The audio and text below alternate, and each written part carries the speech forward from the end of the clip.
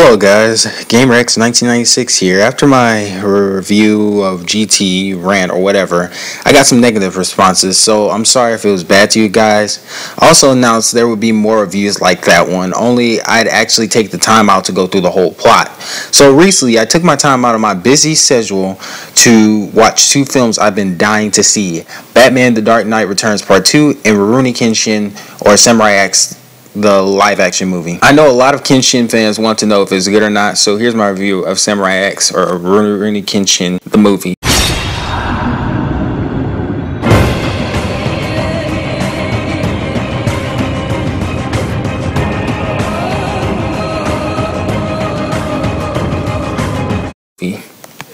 Well, I guess I should start out and tell you the movie is supposed to be a mix of the Onibawashu and Jin'i arcs, so the plot is 70% similar to the original manga.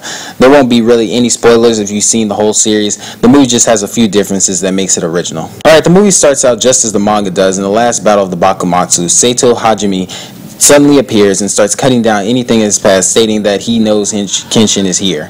Kenshin suddenly appears and begins cutting down things in his path as well. The Imperialist states that they have won the war, and Kenshin leaves the battlefield, finally given some sort of happiness. Saito then challenges him to a final duel, but Kenshin leaves instead. Saito bids him a strange farewell, saying that we live by the sword and die by the sword. Wait a minute. Didn't him and Kenshin fight in the last battle, or maybe middle of the battle? Well, I guess it doesn't matter. Continue on. The movie skips to a decade later with Kenshin entering Tokyo and finding out there's the man using his nickname, Hitokiri Batosai. Man, I love saying that. Hitokiri Batosai. Okay, anyways, he also reads that the mysterious assassin is using another style other than the Hitomitsugi Ryu. He then is threatened and accused of being the same man by Kami Karu. I still don't see how Karu got the two mixed up to this day. I think it would have had some info on Kenshin's cross-shaped mark on his cheek. Talk about pulling an Amy Rose.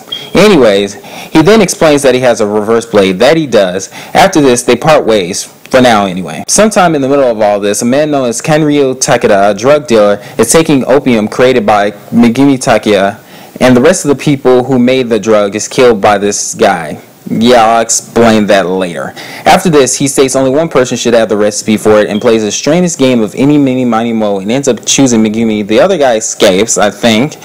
And then later, Saito finds the body, and hey, wait a minute, what are you doing here? I mean, you don't even pop up until the earlier Kyoto arcs. I mean, what the shiznick are you doing here?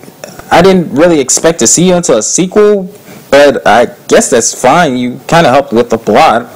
Anyways, apparently the killer was the fake Batosai, and he is now sent to find Megumi, who's scared straight into running away. The fake Batosai reveals himself to none other than Jin'i, a man who takes up the Batosai name, who was also Shinsugumi, who killed many, found Kenshin's sword, and then decided to take up his name, and steals the Kami Kashun Ryu style, and kills thousands of people under the request of Kenryo Takeda. He then kills many police officers effortlessly, using his Ippo techniques as well. Megumi still escapes though, and Karu ends up finding him, and he ends up taking her down quickly. Before striking the final blow, Kenshin then saves her in the nick of time and says she forgot something that she did. Jin'i then reveals Kenshin's identity, and Kenshin escapes before the police can catch up to them.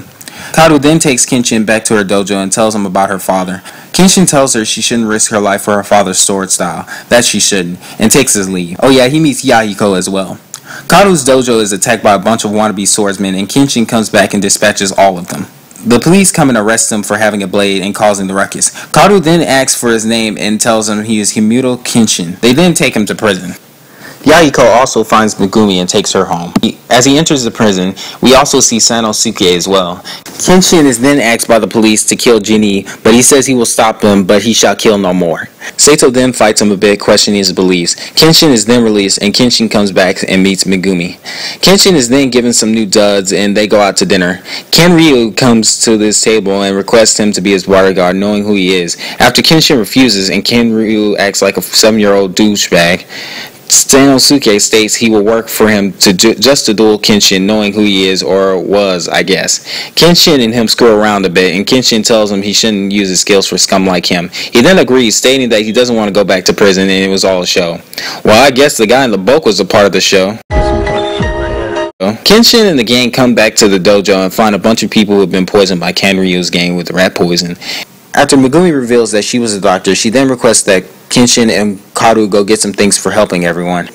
Kenshin gets into a quick argument with Megumi, much like in the manga, and him and Sanosuke finds out Megumi has left, leaving a note. Megumi attempts to take out Kanryu but fails thanks to this guy again. Kenshin and Sanosuke quickly dispatches Kanryu's bodyguards, and this is where things get jumbled up. Though this is a mix between the Oni Bawashu arc and the Genie arc, the Ono Bawashu never appear in this movie. Man, it's going to be a pain in the cast right in the next movie. There's been a statement that it will be true to the manga next movie, so we're just going to go all the way back to this arc? Yeah, if you would have just stick to the story, you wouldn't have to do this. Oh yeah, I almost forgot. Kenshin goes through some of his memories as well before leaving, and I'm really confused why show this just yet. I mean, shouldn't this be until the final movie? I mean, that's just all I'm saying. Sanosuke fights this guy, and Kenshin fights this guy who they both beat. Kenshin moves in, but he is almost shot by Kanryu's Gatling gun.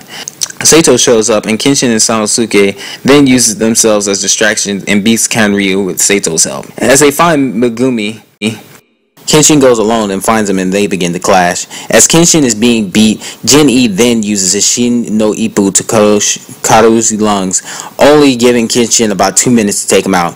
Kenshin turns into Hitokiri Batosai and quickly takes him down by crushing his ribs and shattering his elbow that he fights with.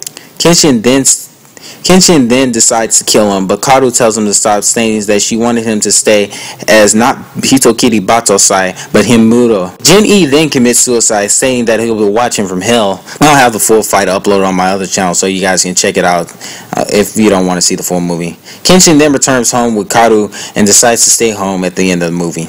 To be honest, this is one of the best adaptation films I have ever seen. This movie sets the example for future adaptations of comic books, anime, and manga, and books alike. I don't watch too much foreign films, but this is one of the best I've ever seen. I really can't wait to see a sequel. The casting was amazingly perfect in every way, mostly talking about Sato, Kenshin, and Megumi, who were played at their best. I want to see a bit more from Sanosuke, Yahiko, and Karu, who were played as side characters in this movie, which they're not. They're all strong leads, and I want to see a little bit better script writing next movie as it comes to keeping everything to the manga. Also love how they kept some lines and a lot of panels from the original. I expect that the same in the next movie, only 10 times more this time. Kenshin is a near perfect adaptation. I doubt fans will be worried about them not keeping 100% to the original manga, but I still loved it. I can't wait to see how they introduce the Onubowashi into the series, which I'm sure they'll give us a whole new look and admiration to Watsuki's characters. I give this movie a 9.5 out of 10. It's not perfect, but real close. Well, next time we go through the original 13 episodes of Angel Beats. Until next time, see ya.